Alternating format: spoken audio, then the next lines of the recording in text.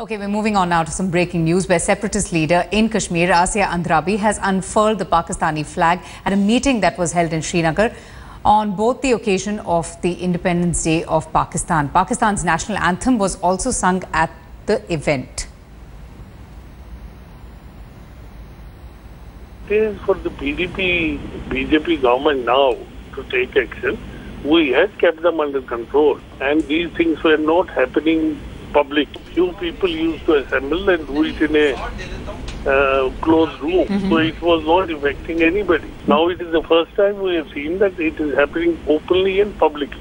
In my personal opinion, strict action should be taken. We are not soft on anything which is anti-India or anti-peace. And so far Taj Mahidi is concerned, either he is lying to himself or he is lying to the people of this country. I mean, that's why he is today out of power and his party is in a bad position. So I don't think we are soft on anything. What you need to understand is that this ideology of Asiya Andrabi is defeated by PDP. And PDP is the only party which has given an answer democratically. We believe in democratic ways and democratic methods. Law will take its own course. In the past, Asiya Andrabi did similar actions and FIR was lodged. The action was taken at that time. These things are subjected to proper, law will take its own course. And police in Jammu and Kashmir today, we are almost, the whole state is busy in 15th August tomorrow.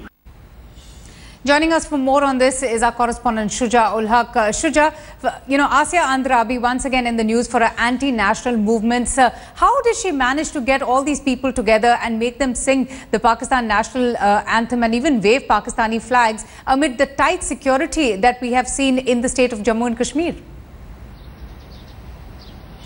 Well, that's right. In fact, as I was pointing out earlier too, the authorities have actually clamped down on the separatist parties today. Most of the separatist leaders, top separatist leaders, have been either detained or house arrested. The security establishment perhaps was anticipating that there could be some trouble. That's why they had taken these steps. But even after that, Asiya Andrabi managed to gather these people together, organize this event, and made sure that all these people attended it as well. So that is the big question. If there was some sense of apprehension that the government had, how did this happen?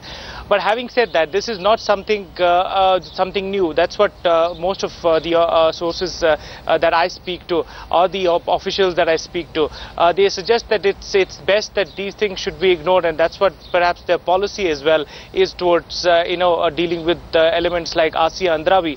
They think that the more attention that is given to these kind of people, the more importance that would they gain. So that seems to be the idea. But having said that, there are a lot of people in the opposition at this point of time who are gunning for BJP's blood on these issues.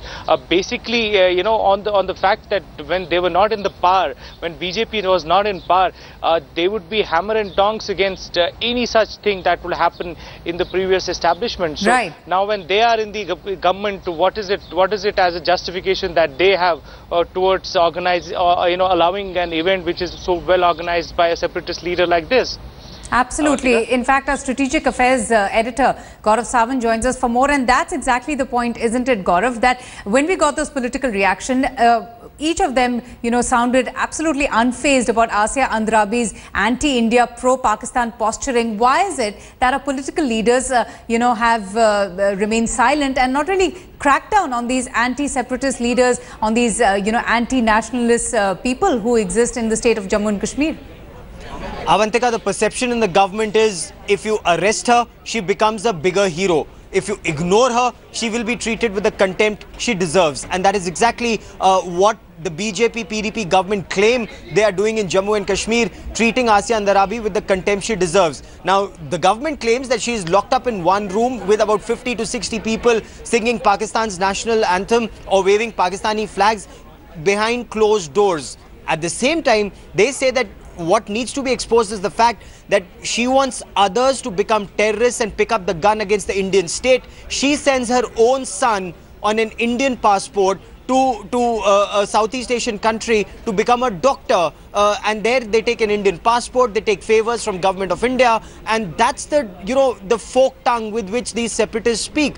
There's the case of Asiya Andarabi. There's also the case of Syed Salahuddin, who's a terrorist, lives in Pakistan, but wants his son to become a doctor, takes favors from the Kashmir government, Jammu and Kashmir government, to get his son a seat in the medical college in Srinagar. And that exposes their double standards as well, doesn't it, Gaurav? And, if they take the stand that one should ignore such activities, does that mean that people like Asiya Andarabi can just go about, carrying about these anti-India activities, especially in the wake of heightened terror on Indian soil? Spot on there. That is what the strategic community says. A spark neglected burns the house. If you ignore Asiya Andarabi today, she will convince more people tomorrow. Today they are, in a closed room inside four walls. Tomorrow they could be out on the streets, and that is where the government says, should they come out on the streets, we will crack down on them with an iron hand. The government is of the opinion that they have the situation in Jammu and Kashmir well under their control.